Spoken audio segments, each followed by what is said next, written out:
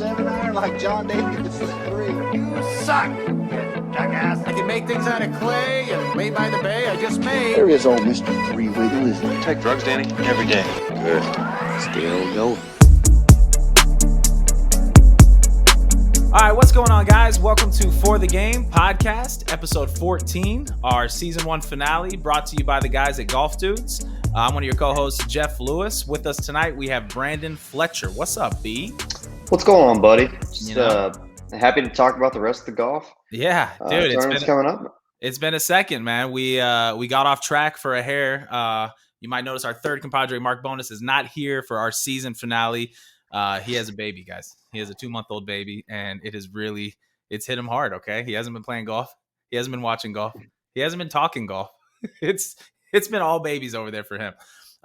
So we're just going to kind of recap everything that's happened while we've been gone. We had the PGA season tour ending. We had the Tour Championship. We had the Olympics. We had the Solheim Cup. And then we're going to preview Ryder Cup coming up. We are all phenomenally stoked about it. One of our favorite golf events every 2 years. So we are ready. We didn't get it last year. It's coming back in 2021, and I'm stoked for it. We're going to dive into all that tonight. We're going to start talking about the Tour Championship. We were watching, B. I know you were watching it. We didn't get to talk about it much. How'd you feel coming down the stretch? Patrick Cantlay taking it down. I know you've expressed your feelings on how you don't think he's that exciting. I know he's not one of our boys. But as for a ball striker, man, that dude is fun to watch. He is. And he brought his freaking A game the last 2 weeks of the year. It really what it seems like. You win the last 2 weeks, you're winning the FedEx Cup. No, I mean, it's very it's very reminiscent of golf itself to me because, you know, golf really is kind of about getting hot at the right time, staying hot and getting hot at the right time. And the FedEx Cup, first of all, we've gotten a lot of questions and a lot of reach outs to our socials about, you know, a lot of people don't even understand how the PGA playoffs work, how the FedEx Cup works, and how these playoffs are set up. So real quick, going to break that down for you. You know, it starts off, so through the year, every single tournament you win, however high you place, you get FedEx Cup points. You accumulate your points throughout the entire season. And then as it comes to the last 3 events of the year, they take the top 125 players and then it whittles down to the top 70 players for the BMW Championship. And then you go all the way to the Tour Championship with the top 30 players who have accumulated the points. And that's where it gets dicey for a lot of people, because at that point is when they split up the your starting score for the tournament. So, you know, the first place standing starts at 10 under. And then it goes from there, 9 under, 8 under, fourth place is 7. So we had multiple players starting at 7 under, tons of players starting at 6 under. Tony Finau, right? Yeah, you had groups that were right under there. So and this is what I have a problem with, and I'm not the biggest John Rahm fan, but Patrick Cantlay's not at 10 under. He doesn't win the FedEx Cup. Yeah, some people love it. Some people hate it. Patrick Cantlay, love him or hate him. He loves it. He loves it right now. $15 million richer. He's loving it. But, you know, like you said, man, he got hot at the right time. And it's hard to take that away from any golfer that's going to win the BMW Championship and then come into the Tour Championship. And with phenomenal golfers on his heels, he was able to hold off the pack and finished off in first place. So congrats to Patrick Cantlay. I like him. I'm with you. I like him too. He is a smidge boring. He is. He admits it. He says himself that he gets into a trance-like state, and it's hard for him to get out of it, even to celebrate. I was reading an article about him the other day. So back in 2010, he had a very bad back injury, and I didn't really know this about him because I remember him being a super hot amateur and really doing well through some of the beginning, his first PGA events. And then I just remember he kind of fell off, and it turns out, so he had a really bad back injury. And he went to some spinal surgeons, and they were adamant that he had a crack in his lower spine and that he needed to take 10 months off. He couldn't even putt. And so he's super depressed, and his caddy is one of his best friends from high school. And so the day he finds out that he can't play golf for 10 months, him and his caddy go walking down Newport Beach, and they're going to some bars. And it's around 1 a.m, and they're crossing a street, and a drunk driver hits his caddy, 24 years old, and ends up killing him. And Patrick Cantlay watches the entire thing. So not only is he facing injury now, his best friend and caddy ends up passing away from a hit and run driver. And he came back from all that. So to see him kind of pick himself up by his bootstraps, come back and win $15 million at the FedEx Cup. Good for him. Cheers to Patrick. Yeah, Cantlay. man. Yeah, good insight. I did not know that. Nice, bud. Yeah, interesting story. I was reading the article about it. Like I said, it kind of makes sense to some of his more serious leanings out there on the course. He's been through some serious shit. So, if Patrick Cantlay isn't giving the most exciting interview, let's all cut him a break. He's been through some stuff, and he's come out on top of the FedEx Cup on the other side, which is hard to do. Moving on to our next event that we missed was the Olympics. And I freaking had a ball. I know a lot of golfers, some even American golfers, gave up their spots, didn't even want to go to compete, didn't know how to feel about golf at the Olympics. I loved it. I had a ball watching it. Xander Schauffele and my girl, Nelly Korda, both taking down gold for the U.S. I think a lot of players are going to come back in 4 years. I think this is going to become a huge, huge staple in golf. Seeing these guys, Justin Rose, Xander Schauffele, walking around with a gold medal around their neck, it does hit a little different than a major championship trophy. It's just different. I don't know. It felt different. How did you feel about it? I'm actually disturbed that more people don't want to go over there and play for it. It's weird, yeah. I think it's cool in the fact that it doesn't come around every year like these majors. Right. And I think it's going to hold a very, very special place in Xander Schauffele's heart, obviously, just as any other major, a Masters or a British Open, in my opinion. And it's just such a different environment. I mean, seeing these guys, they never get a chance to go into a place like Olympic Village and hang out with other athletes. I mean, Justin Thomas was tweeting the entire week, like, it's funny. Right. Is my favorite tweet. He said, he was like, it was really disturbing this morning. He's like, I was the only guy using 20s at the gym. Yeah. It's like these Olympic athletes aren't using the 20s off the rack. So, man, I loved it. I've turned a corner. Yeah, totally. Yeah.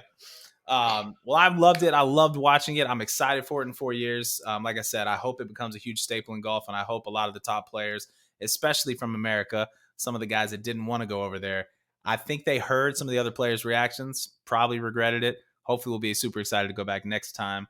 America dominated that event. An event we did not dominate for our ladies, the Solheim Cup, was just played about a week and a half, 2 weeks ago now. And USA was defeated by Team Europe. These team events, man, they're trouble for us. They're trouble for the States right now. We can't seem to win these Team USA events, and it's trouble. And a part of it is because a lot of our own players don't like each other. It's so bad. Our chemistry is so awful. This is going to bring us right into our Ryder Cup preview, which I know Brandon, Mark, who's not here with us, is a Ryder Cup. That's his event. That if he didn't watch anything else in golf, he's watching the Ryder Cup. I kind of feel the same. It's really upsetting to see some of these U.S. players not share the same sentiments. Brooks Kepka today, I don't know if you saw her yesterday, he made some comments in a Golf Digest interview just talking about how, he likes golf because it's an individual sport, and weeks that aren't individual reflections of his game don't really excite him. And it's just a lot of prep. He likes to go to the range, then go back to his hotel room. He doesn't want to go have to have team meetings and all this stuff. So you hear Team USA players say this type of stuff, and it's like, oh yeah, no wonder we've lost 11 of the last 18 Ryder Cups. It's crazy. And honestly, if you look at the team, I'm sitting here looking at the guys competing on Team Europe and Team USA. I was telling someone the other day, dude, there's no doubt in my mind that we should kick their ass this year. Oh man, we have so much young talent on that team, dude. But you know what? Those Europeans, dude, I don't know. Hey, do me a favor. So rattle off the teams for me if you can. Yeah, for sure. Yeah.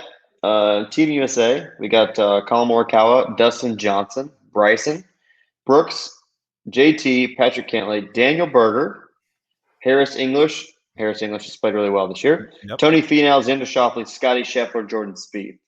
Pretty solid. That's a stacked team. I mean, the only ones that I head turned there, and you explained it well. Harris English is a little bit of but he has been playing lights out golf. Yeah. And then there's another one you named. Daniel Berger. Daniel Berger. Yes. Daniel Berger is another kind of head turner. But, man, your dad so Brandon's dad is a huge golf guy. Always have Golf Channel on. He's a true golf dude. He was talking about Daniel Berger fucking years ago, man. Like 4 or 5 years ago. He's like, yeah. Watch. He's like, Daniel Berger's going to be one hell of a player. We're like, whatever. Okay. Making fun of me. He's on the Ryder Cup team, man. What do you know? So those are my two, what ifs. We'll see how they perform. But like you said, that is a stacked USA team. If they can get their heads out of their asses and stop fighting with each other, Brooks and Bryson, I think we got a shot, man. Read off Team Europe. Who are we playing against? Paul Casey, Matthew Fitzpatrick, Terrell Hatton, Tommy Fleetwood, Rory, Victor Hovland, John Rahm, Lee Westwood, Bernard Wiesberger, Mm-hmm. Sergio Garcia, Shane Lowry, and Ian Poulter. Ian Poulter's, he's the kind of glue that keeps it all together. I mean, what kills me is, so from 1925, I believe, was the first, let's see, I'm off there. 1927 is the first Ryder Cup.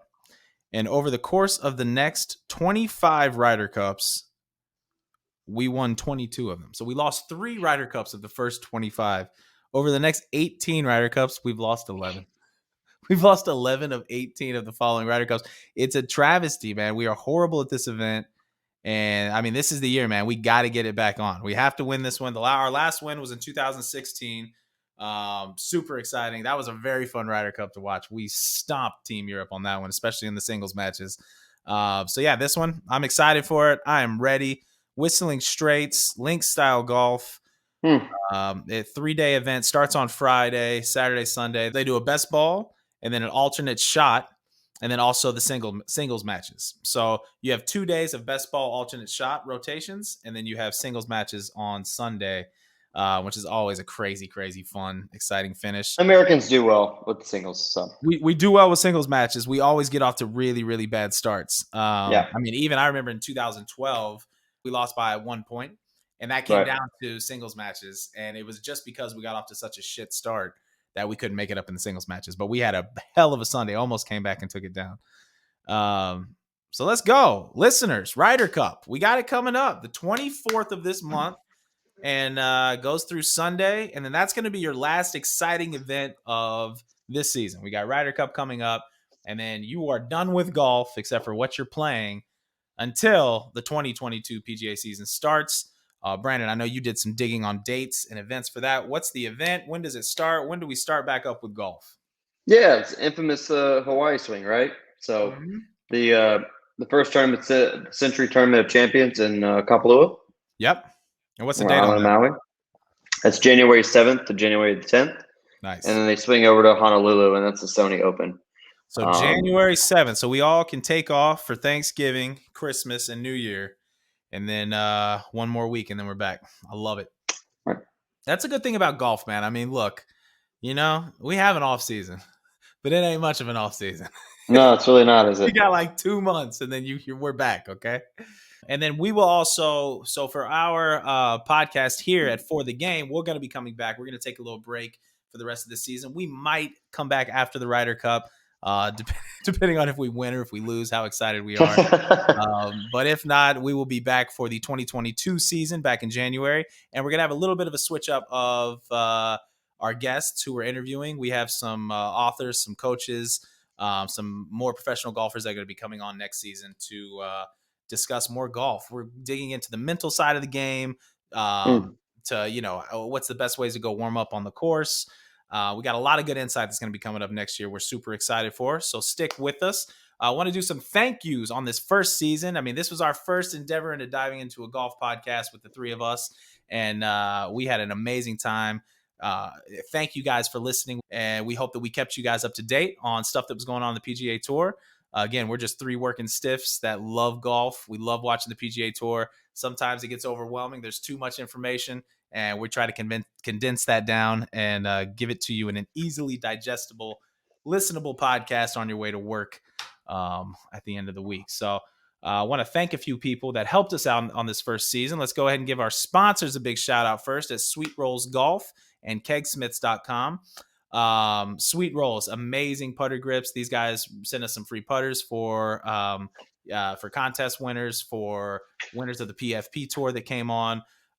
Just tons of ways they were involved with us this season. Really helped us afloat, helped get us guests on the podcast. So thank you guys. Also to kegsmiths.com, amazing portable keg systems that fit inside the golf cart. Again, they gave a keg system to every single winner of the PFP tour that came on and gave us some knowledge. So thank you guys for helping us in this first season, both of our sponsors, and then also wanted to thank the PFP tour itself for giving us the winner of every event. Sean Walsh was one of the founders of the PFP tour, and he was involved getting us guests and info, and he was a guest himself. So I want to thank all the guys over there at PFP tour. And Brandon, I mean, we had about 9 different professional golfers come on the podcast and drop some knowledge to us amateurs, us hacks. Want to recap that? Did you have one in particular thought or one in particular segment that really stuck with you that you've been using throughout your golf year? What do you got? Well, it really did stick with me, and it was pretty consistent on putting, right? Mm-hmm. Stuff around the short, the short grass, and what club to pull out around the short grass. Yeah. And for me, really stuck out was the amount of work that goes preparation into putting, and how much more time you should be spending on the putting green versus just slapping and beating balls out there on the range. Yeah. Totally.